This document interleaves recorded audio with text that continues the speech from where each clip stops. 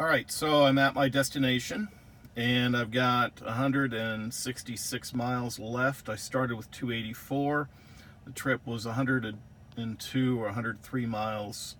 So a little bit less left on the battery than what I initially was told by the car, but the speed limit did increase and decrease several times.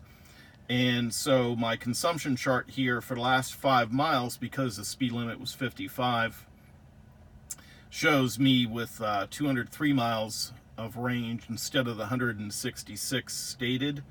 But that's because of the decrease in speed. If I go to the last 15 miles of range, it drops a little bit down to 199. And then if I go to the last 30 miles of driving, there's where you see a more realistic estimate. So 173 versus my 166. So pretty darn accurate there for the last 30 miles. So it's important when you're on a longer trip like that, over 100 miles, to look at that last 30 miles of driving to get a more accurate view of how much battery you're going to have left.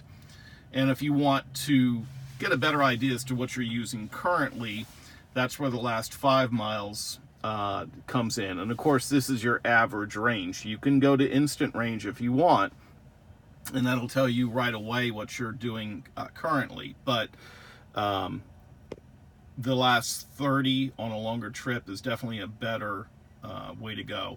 And I ended up with 54% battery, and I think it said I was going to have 53. So pretty darn close. And